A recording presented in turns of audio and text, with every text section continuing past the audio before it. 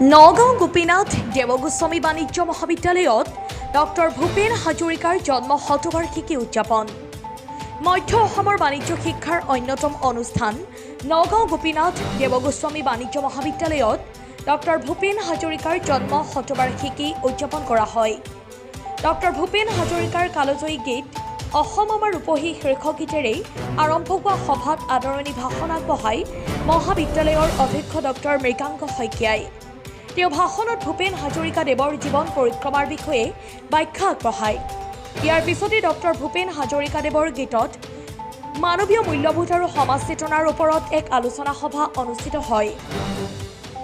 উক্ত গাম্ভীৰ্যপূৰ্ণ সভাত সমল ব্যক্তি হিচাপে উপস্থিত শিল্পী অনুপ বৰুৱা, জনপ্ৰিয় সংগীত শিল্পী ঋতুৰাণী মৌচুমীয়ে উপস্থিত থাকি ডক্টৰ ভূপেন হাজৰিকা দেৱৰ জীৱন পৰিক্ৰমা আৰু কালজয়ী গীতসমূহ ৰোমন্থন কৰে।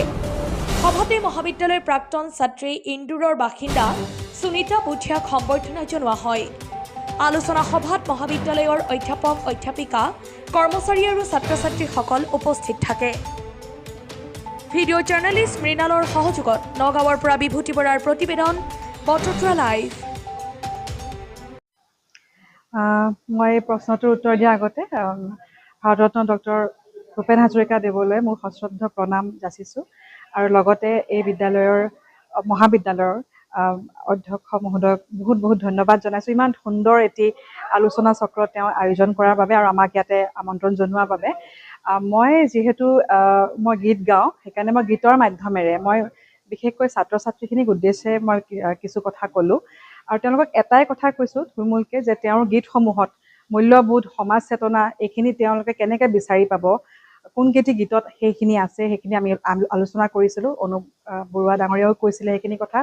আৰু মই তেওঁলোকক এটাই ৰিকুৱেষ্ট কৰিছিলোঁ, যিহেতু তেওঁলোকৰ আমাৰ দিনতকৈ এতিয়া বস্তুবোৰ বেছি ভালকৈ বেছি উপলব্ধ মোবাইলৰ জৰিয়তে, তেওঁলোকে যদি সপ্তাহত নালাগে, 15 দিনত নালাগে, এমাহতো যদি এটি ভূপেন হাজৰিকাৰ গীত তেওঁলোকে শুনি ভালকৈ সেইটো অনুধাৱন কৰে, তেতিয়াহ'লে তেওঁলোকেও সেইখিনি যিখিনি মূল্যবোধ আৰু সমাজ চেতনা সেইখিনি বহুতখিনি তেওঁলোকে আইডিয়াবোৰ পাব।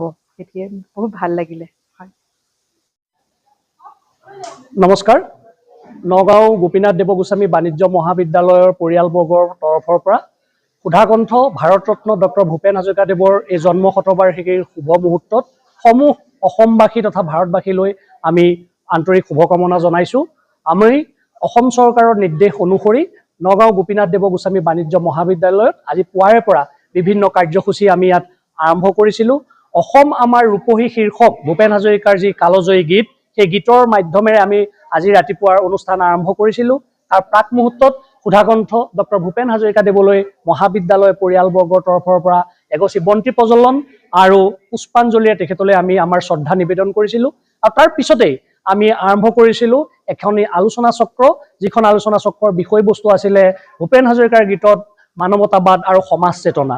এই সম্পৰ্কে আলোচনা কৰিবলৈ আমি দুগৰাকী বিশিষ্ট ব্যক্তিক আমন্ত্ৰণ জনাইছিলোঁ। তাৰে এগৰাকী মোৰ কাষতে থিয় হৈ আছে অসমৰ এগৰাকী জনপ্ৰিয় কণ্ঠশিল্পী ঋতুৰাণী মৌচুমী ডাঙৰীয়ানী, আৰু এগৰাকী বিশিষ্ট ঢুলীয়া আৰু বিশিষ্ট সংগীত শিল্পী শ্ৰীযুত অনুপ বৰুৱা। এই দুগৰাকী ব্যক্তিক আমি আজি এই আলোচনা চক্ৰলৈ নিমন্ত্ৰণ জনাইছিলোঁ। এটা সুন্দৰ আলোচনাৰ মাধ্যমেৰে, গীতৰ মাধ্যমেৰে তেখেতসকলে যথেষ্টখিনি কথা আমাৰ ছাত্ৰ ছাত্ৰীসকলক উদ্দেশ্যি ক'লে। আমিও বহুত নজনা কথা আজি তেখেতসকলৰ পৰা জানিলোঁ।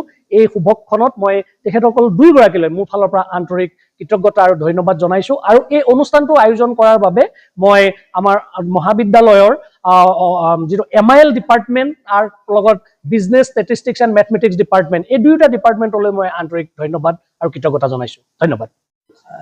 আচলতে এইটো সুন্দৰ পদক্ষেপ আৰু আমি নতুন প্ৰজন্মক মই ভাবোঁ যে ভূপেন দা কি আছিলে, ভূপেন দাৰ মানৱতাবোধটো কেনেকুৱা আছিলে, সমাজৰ প্ৰতি কি কৈছিলে, কেনেকুৱা চেতনা আছিলে, গোটেই বস্তুখিনি এনেকুৱা এটা পৰ্যালোচনা মই বিচাৰোঁ আৰু আমিও সকলোৱে বিচাৰোঁ।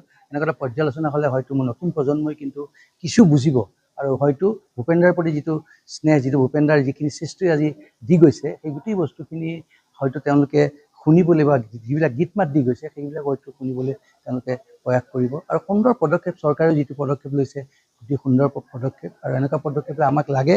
আৰু আমাক মাতি আজি কমাৰ্চ কলেজৰ আমাৰ অধ্যক্ষ মোৰ লগতে আছে, আমাক মাতি এইখন যে সুবিধা দিলে ল'ৰা ছোৱালীখিনিৰ লগত কথা ক'বলৈ, আজি পৰ্যালোচনাৰ ভাগ ল'বলৈ, মই তেখেতকো মোৰ অন্তৰৰ পৰা ধন্যবাদ জ্ঞাপন কৰিছোঁ।